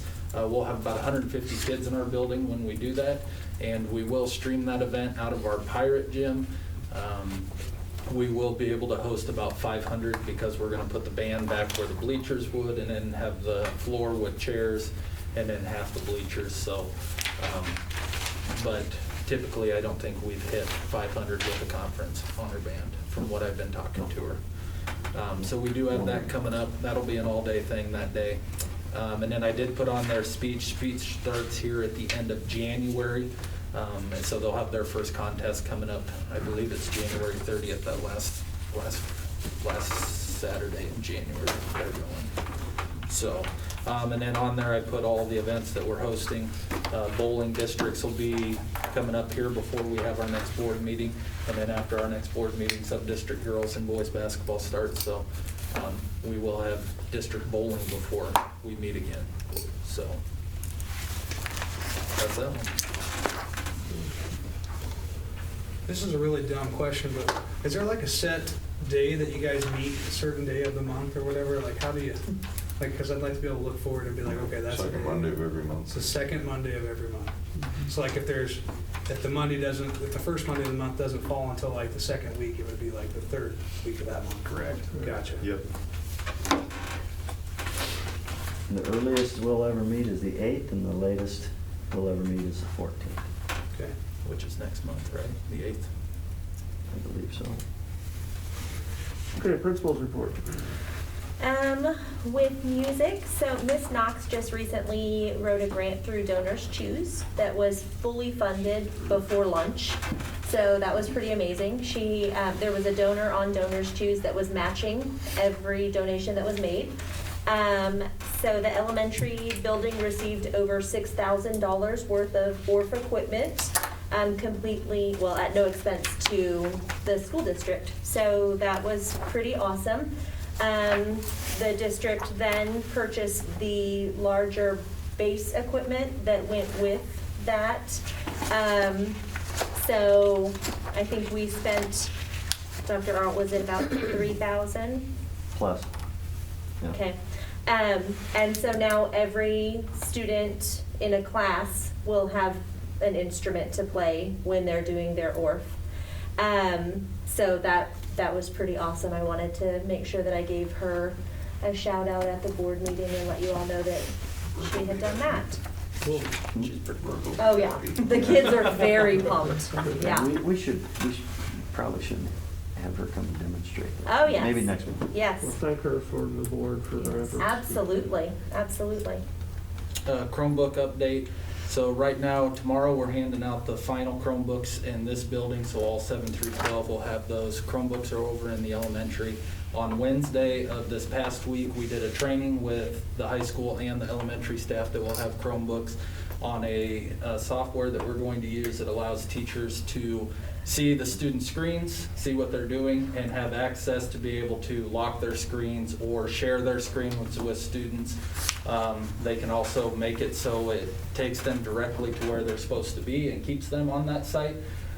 So really, it's just working on engagement and keeping students on task and not allowing them to go to different places without having to use a web filter. And some teachers are different in allowing YouTube and different sites, so that way it allows teachers to personalize it to their classes and how they need it. So far, we've used it. It's been a great tool. I know the teachers that have been using it so far are excited about it. Still learning a few things, but what you're able to do with it has been really cool.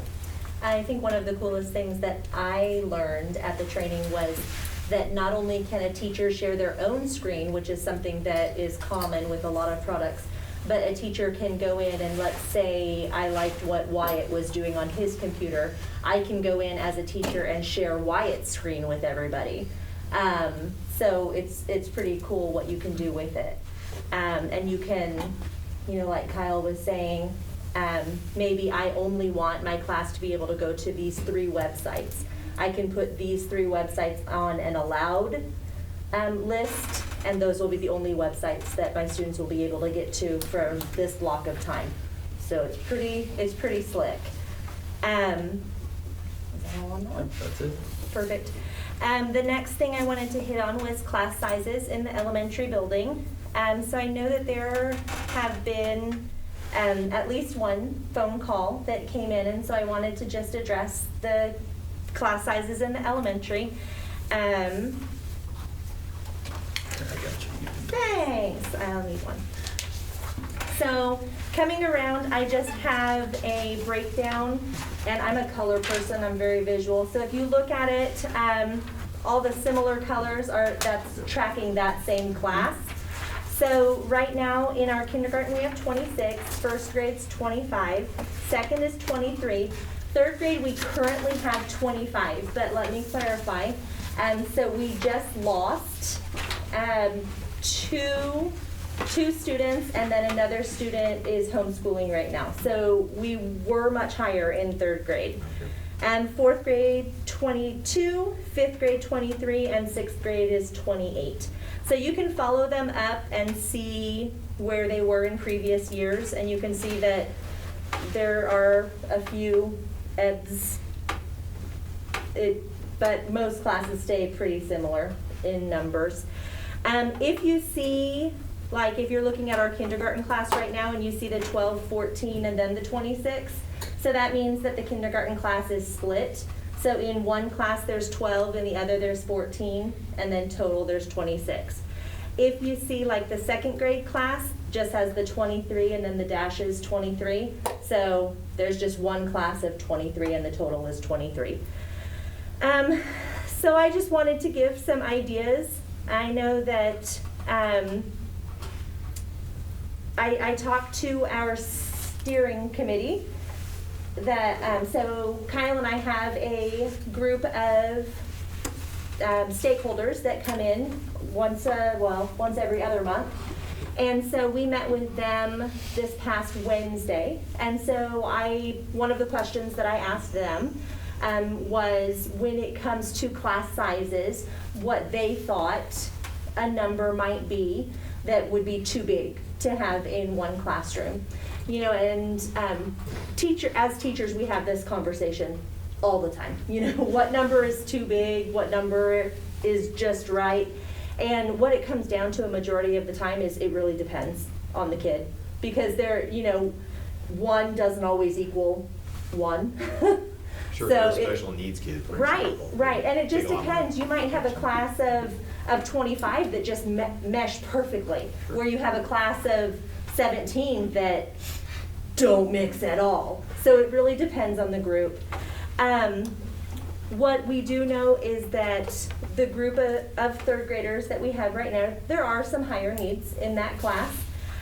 So if there were a class that I would consider splitting, that is a higher aged class. It would probably be that third grade class. So I've just given what some things could look like for next year if we were to possibly add another teacher. So those are just some hypotheticals. Right now, going into next year, we only have 21 kindergartners, but that number means nothing right now. So people have not really started registering for next year.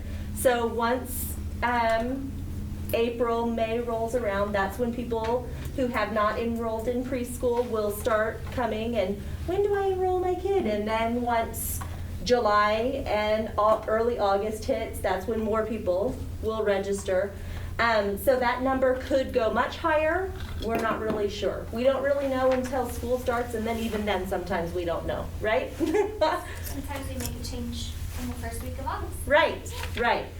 So, you know, if we were to stay at 21, then we could probably combine, but we just don't really know. But I just wanted you guys to have the information that I have, and just see some possibilities of what we could do next year with numbers. And then I wanted to see if you had any questions for me, because I'm not really sure what all you have heard about class sizes or what concerns you had. I was the one who took the phone call. Yes. Anyway, Yes. and it basically, and it was a good conversation. Yeah. It was just asking if we needed to possibly have a little more staffing anyway, and they used third grade anyway as an example. And I wasn't familiar, the numbers that they gave me were a little off too, anyway, on what the population size was in that class. And I just want to bring up the question was, do we need to hire another teacher or not? Yeah. And it's great that we're seeing some growth, but maybe we aren't, maybe we're staying more steady actually is what you're showing us, aren't we? Yeah. And we probably don't need to staff anymore really with teachers. If anything, maybe another para if the need is there. That's your call, not See, ours. and it's hard to say because with a para, you can't split a reading group and expect a para to be able to teach a reading group because they don't have a teaching degree usually. We have been completely and beyond blessed this year to be lucky enough to hire a para that has a teaching degree. That is not a normal thing, and she's already told us that she won't be back next year because she needs to have a teaching job. So we already know. Is that the one you're advertising now for? No, the one we're advertising now for is actually going to full-time massage therapy. Oh, okay. So, yeah, so we're sad that we're going to be losing her too because she's been here for a while. Okay. But we kind of knew that was coming because she's been in school for a while, so. I think it's important to know that numbers are important for a class, but numbers don't always tell you about your class of kids. Yes. And it's really important to understand the abilities of that class, their behaviors. There's a lot to think about. And I've been on a soapbox with him many years for this. We have to look at the individual classes and their needs. Just because there's only 22, that does not describe their needs. Right. And if you don't divide sometimes, then they feed off each other. Right. Whatever those behaviors or academics, it just doesn't work. Right. If you can divide them and keep them, give them a strong learning ability, environment, and able to handle those extra things that these kids need on a smaller group basis, it makes a huge impact. Right. And that third grade was split. Right. They were until second, and then we put them together so we could split the kindergarten that came in. And there is some definite differentiation that is needed at that level still. And I mean, we're seeing it in scores. The teachers that they have had for the past 2 years are phenomenal. They're wonderful. And they are doing phenomenal things with them. The numbers in the class, yes, like I said, in the past 2 months, well, 2 weeks for the last 2 students, have gone down. But like I said, if I were to split or to be able to split another class, that would be the one that would be split. Well, that's the heads up we need to have then. So, I mean, if you Okay. come to us in, a few months and say, we need to hire another teacher, well, we're ready for it then, right? Yeah. I understand what Mrs. Jensen's saying, Yep. which is a completely subjective outlook by her, but we need objective reasons that we want to. There's no way in hell I can access a class. How do we do that? I understand exactly what you're saying, and that also applies to the teacher you're hiring. Absolutely. Sure. Right, that was my question. If you hire a teacher for this class, are they most of the time willing to stay with that class all through? Because you're gonna have to have two teachers all the way through. And you aren't gonna, next year you only got one teacher that's teaching 4th grade. So that one teacher gonna be willing to stick with that class every year? Right, right. Through 6th grade. I think Are they, that- or are they okay with that normally? I think the great thing about elementary teachers is you typically have your lower elementary and your upper elementary. So, when you're lower elementary, your comfort zone might be kindergarten or first, but you could probably very easily do kinder, first, or second. So you could move easily within that. And if you're upper elementary, you could probably very easily go 4, 5, 6. And third, I could probably go in with the upper elementary. I think would flow easier. In my head, I don't know. Would you agree? I would agree. 3 nodding heads, so yes. So, as an elementary teacher, you're certified K-8 in some cases, K-6 in others. Or you can be Middle school endorsed maybe 4-9, lower.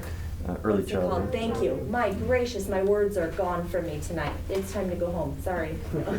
Early childhood, which is just K-3. So, well, preschool 3. No, K-3.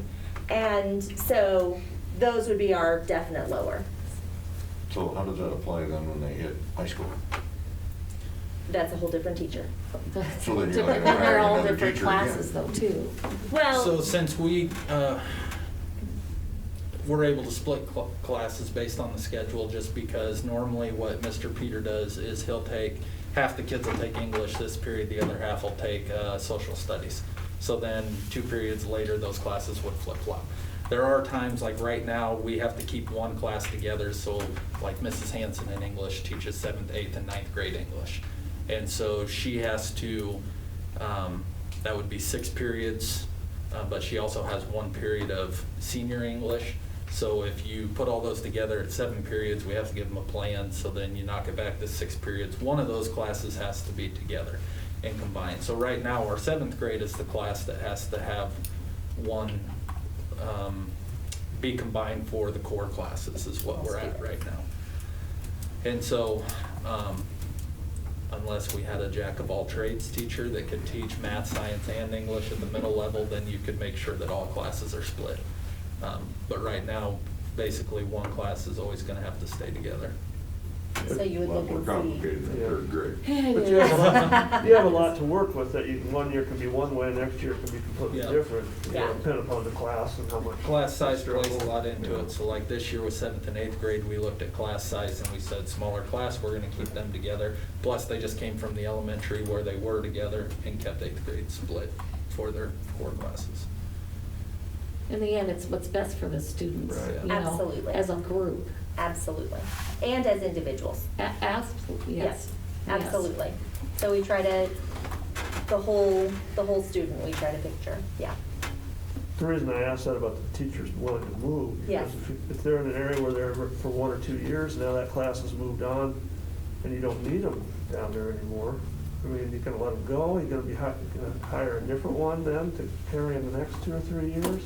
Then you gotta let them go and hire one for 5th and 6th grade? I mean, Again, the quality of the teacher finding out they're only gonna be here for 2 years. yeah.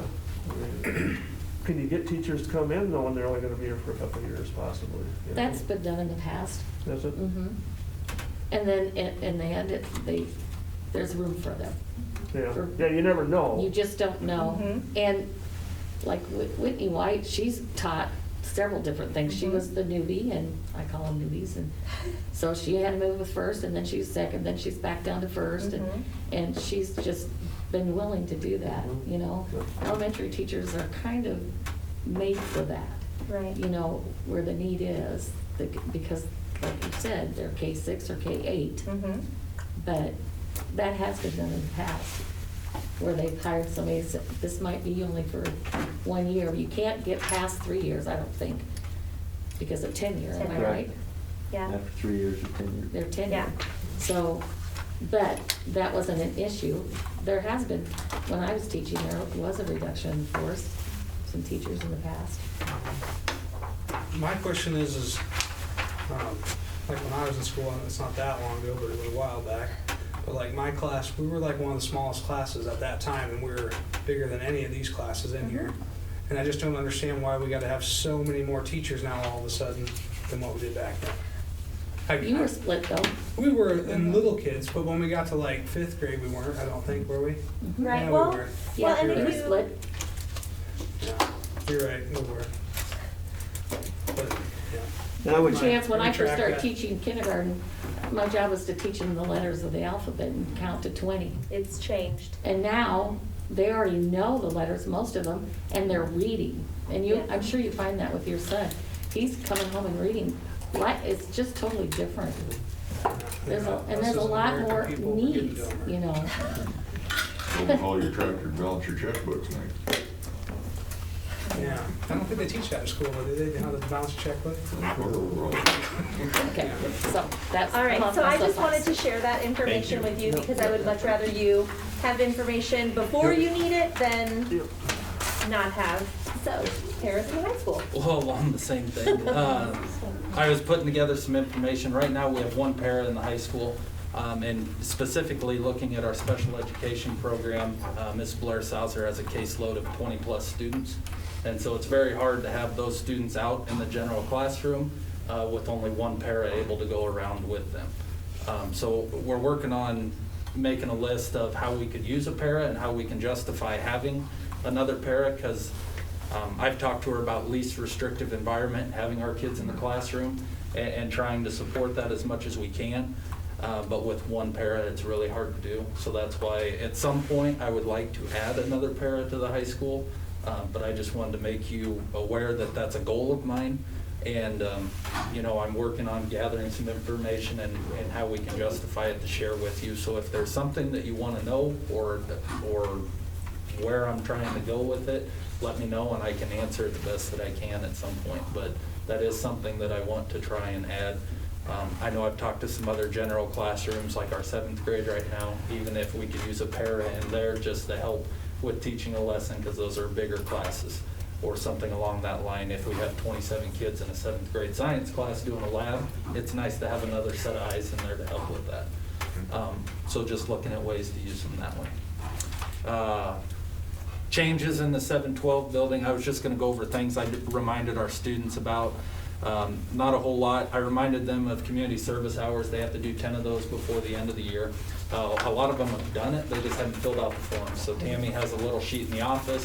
They go and they fill it out, they hand it back to her. She has a spreadsheet with every student in 9 through 12, and then she puts on there how many hours they have, and at the end of the year, each student should have 10 hours each year that they're in high school. So at the end, they'll have 40 hours of community service.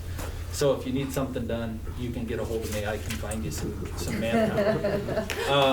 Academic detention, we had done that at the end of each day. So if a student didn't have their homework done, they would come in for academic detention, make that assignment up, and then turn that in at the end of the day. We still had, at the end of last semester, I think 60 missing assignments, something along those lines. So I didn't feel that it was working, so we adjusted it. And now we're going to use our early out days. And I've talked with Mrs. Thompson and making sure we could have a couple paras in the room with them. So we have a Google Doc that's live with our teachers. They're able to put the student's name on there, what assignments they're missing. So then students that are on that list will come for that 2.5 hours and do homework, basically. And if the student gets their homework done, they can leave. So I also told them that if you only have one assignment and it takes you 10 minutes, you do your assignment, you get out of here, you turn it in. But I also wanted the accountability piece with the Google Doc, that whoever's in there with them can say, you have 10 assignments here that you need to do. So I want to see them so I can check them off before I let you leave. So that's kind of what we're doing with that. We'll see how that goes the second semester. And then the other one would be discipline adjustments. We hadn't let them have their phones in ISS and detention, but now we're taking headphones away and anything like that. And also with the new software, we can restrict what they go to. I did have one already try this out, so he was watching farming videos, so I got to block everything that he was doing, and it was a lot more torture for him this time around, so I don't think I'll see him again. But just saying that we've changed a few of those things to try and keep having some reoccurring visitors when it comes to that. So all in all, your mornings, when they come in and they meet with the teachers they're struggling with, is that, you feel like that's working? I mean, compared to what we did, is this first year or second year we did that? Homeroom? Yeah. Homeroom? Yeah. Well, that was our 'Cause last that was year our they stayed achievement. after. Yeah, we don't do that. And we adjusted our time schedule for our school bells, and so we don't have achievement in the morning. We do have homeroom. Right. They still have an opportunity to certainly go visit teachers if they need support. They're supposed to be responsible, go see teachers if they missed some school, if they got something to make up. So, you know, yeah, kids, you know, we always want them to be perfectly responsible, and they're not. So we got a couple different safety nets to kind of catch them.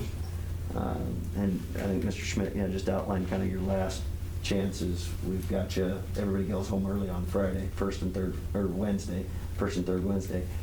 You stay because we have this and this and this. So, and then tomorrow's our blood drive. So, Renita's done a great job setting that up and getting everything lined up. And I know they don't have a waiting list anymore, so you have to sign up on there. But it'll be interesting to see how that goes with everything. This is the first one that we've hosted. I think the last two have been canceled. So, They're pretty full. I don't think there's hardly any slots. Yeah, there were only 2 more when I signed up yep. tonight, so. The last one was, you saw that deposit from City of Plainview. So that was $1,500 from Michael Foods. So if you remember last year, they donated $1,000 and we did the 2 schools, 1 book, and we did Math and the Motorcycle. So this year we're doing One and Only Ivan. And so we start tonight, actually. And so I have a recording on our webpage, and then there's nightly readings for all preschool through 6th grade students, or all families have a copy of the book. And so we'll all be reading the book together. Zion and Plainview Public Schools got the book. And we still have almost $700, so we're gonna do a second book, 4th quarter. I haven't decided if it's going to be, because it was going to be all the same book, but the book that I really wanted and that was top rated on a couple of the different 2 schools, 1 book sites is no longer available on Scholastic, so it's too expensive for us. So I'm not quite sure the book yet, but if you know anybody that works at Michael's Foods or at Plainview Pullet, make sure that you give them a shout out, because it's amazing. $1,500 for the school, and you know, when they came to give us the check, they said, if there's anything else, if you think of anything else, make sure you let us know, keep us in mind. So I thought that was pretty cool. And they upped it without me having to ask. They contacted and said, well, I think we have more money for you this year. Okay. So. Government payments too. Sure they did. So So. is there anybody in charge of, or whatever, sending thank yous to these groups that donate t-shirts and all that kind of stuff, like these people that send them a thank you from the school? We don't have anyone necessarily in charge. We have different classrooms that make thank yous and send them to them. And then I did a newspaper article with their picture, and we did a picture with some of the students. So that was in the paper. But we don't have anyone like a committee or anything that's in charge of sending thank yous, no. Generally, our office or building secretaries are very, very good. Yes. If something is like before Christmas, we might get a tray of cookies or meat and cheese tray Yes. from this business or that business. They're very good at making sure that that gets out. Mhm. You know, so yes, I think we're very conscientious about that. Right. deal, Kyle. You guys, you told me all the stuff that you're doing, like if they're not doing their homework or whatever, like, do you guys reward kids that are like doing really good, you know? It's like one of my biggest gripes when I was in school is that they would make you do all this pointless homework, but I could ace all the tests.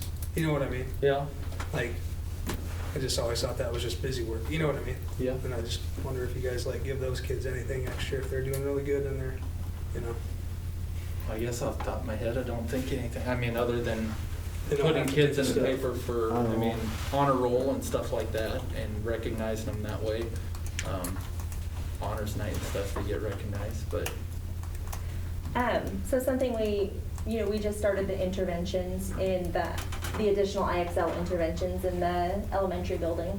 And something that we are doing there is, I made coupons and gave them to the teachers. And so if kiddos finish one IXL skill, they can come down to the office for a high five. If they finish 3 skills, they can come down for a piece of candy. So just little things, but I think that works a little different in the elementary building because a high five from their principal means a whole lot more over there than it what are does. you trying to say? I'm sorry, Kyle. Come on. But it's funny how much they'll work. I told them they could each week, I have the top in the class. And it is insane how hard they will work just to be Twitter famous on Friday, and answer the most questions in their class, so. And I guess before all this started, my plan was, at the beginning of the year, when we could have assemblies, to recognize a student of the month from each class. Gotcha. And do an assembly the last, let's say, Tuesday of the month or whatever, and then each class would have a student that could get recognized. Teacher could nominate them and say, this student's doing really well, and not really put a criteria on it, just basically have teachers nominate them, send that list out, and then have them vote for them and recognize them that way, to try and get a little bit more recognition, but we haven't been able to have assemblies. Yeah. Your kids on this side of Woodland Avenue are not as eager and excited about being recognized for their academic achievement. Now, you will see as you go back out into the lobby, we have added recognizing students for academics and performing arts. We do always try to talk with our teachers and remind them about homework being intentional, purposeful, meaningful. And for some kids it will be, and for some kids it'll always be pointless. But that can be a challenge, certainly for teachers, so that it is meaningful and that it serves a purpose, and they're able to ace the test because the homework was meaningful and intentional for them. So I always like Mr. Boyer's Algebra 2 class, because that's how he ran it like college, he just, Yeah. you didn't, the homework, you did it, but you didn't have to do it, you didn't get graded on it, but you got graded on all your tests. Yeah. I don't know if he still does it that way, Yeah. but that's how I did when we did it, and I always Yeah. thought that was like the best idea ever. And homework sometimes could be called practice. It's just practice work. And sometimes practice work should be scored, and sometimes it shouldn't. But those are debates held in schools across the country all the time about homework, how we use it, how we grade it, if we grade it. So that's just always something you're kind of always in the soft sand about.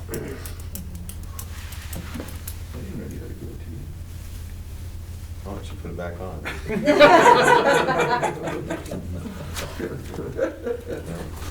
A lot of gray hairs in it too, I'll tell you that. Okay, we're good with that then? Okay. President's report. I really don't have anything unless you guys have any questions for me. Thank you for your support, I guess, to elect me as president, I guess.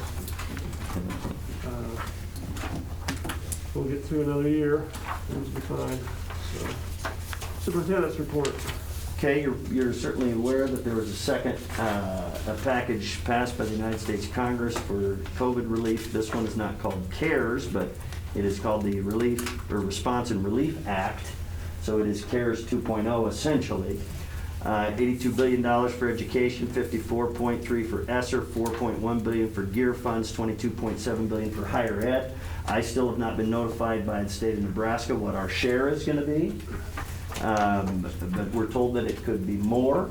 Don't know if they'll do the same thing with the ESSER money. You just had to apply for and create a grant application for. The gear money was a little different. That was a little more competitive. I don't know if they're gonna do that the same way. I'll keep you posted on that. And so it looks like, well, we'll definitely have some more federal relief funds, CARES 2.0, i.e. Response and Relief Act, not as easy as just saying CARES money that people understand. So as I receive more information about that, I'll let you know, and the board can decide where they want those funds to go. Potentially, you might want it to go to pay off a FICRA, which is the Federal COVID Response Act. Employees are entitled to 80 hours of paid leave if they are affected, if they cannot work as a result of COVID-19. The board approved, paying our teachers if they're home, if they're quarantined or homesick due to COVID. We're not gonna make them use their sick bank. We're gonna pay them their wage up to 80 hours. We've done that. That's been extended to the 31st of March by the federal government. We're not required to do it. The only benefit is that schools receive some tax benefit. So you can essentially, correct me if I'm wrong, Social Security, paying a Social Security tax, half of that portion. So we receive just a little bit of tax benefit by giving teachers FICRA leave. So you can decide if you want to use our next round of relief funds to just dump into the expenses that we've paid for substitute teachers, to pay teachers, and to not have teachers have to use sick bank leave. How are we sitting with the staff? Has anybody used Staff? that? It's all staff that gets paid. Correct. Have any of them had to isolate several times and used up? Nobody's all their hours? been over 80. There's one person in the One. elementary, and that's it. We have one over 80. And Kelly keeps track of all that data, obviously, and so hopefully, again, things are going to be lighter from this point on. We anticipate, we hope and expect, but we're definitely not out of the woods yet. Vaccine protocol I mentioned a little bit earlier. You did see in the paper, and I notified you the day of when State Patrol brought in their pooch. So we'll do that from time to time, random. We don't notify anybody. I didn't even let Mr. Schmidt and Mrs. Thompson know. Because State Patrol tells you if you announce that a little bit in advance, you have more staff members sometimes running to their cars in the parking lot than students. Not that I was worried about our two staff members, but we don't have a parking lot. That's all city property, so the dog doesn't check. I shouldn't just let that out, but anyway, kids are smart enough to know. So occasionally, we might have a dog walk through. And it's a deterrent. It's purely a deterrent. It's not to catch kids. But if they know that on any given day, we may have a canine in the building, we'll just keep, if that's crossing your mind, keep our schools safe. We have one person in the building that don't. So, and then one other thing I need to bring to your attention, our copy machines, we spent $16,000 last year on maintenance agreements and overage charges on our copy machines. And our overage charges are getting higher and higher and higher because they're all old. The volume of them is quite high. So we got 3 primary machines. We bought 2 of them new in the summer of 15. And they're at 1.5 million copies and 1 million copies. And then we bought a used one in May of 17. That's in my office, and that's at 600,000 copies. So I started to look at replacing those. It would be, so we could purchase, for example, for about $20,000, we could purchase 3 new machines, but our service charges and our overage charges would go way down. As the older they get, the more expensive they get. So I'll probably bring a formal request to the board for your approval before summer to consider replacing 3 old copy machines that we are paying $16,000 a year last year for service agreements and overage charges. Total? So just a heads up. It's total of 16,000. Yes. About how much are they each? For all 3 of them, it's just at $20,000. So a new machine is Oh, yeah. about 7. That's brain there. Yeah, so there's our enrollment summary and vacation and sick bank balance for your information. Any questions for me?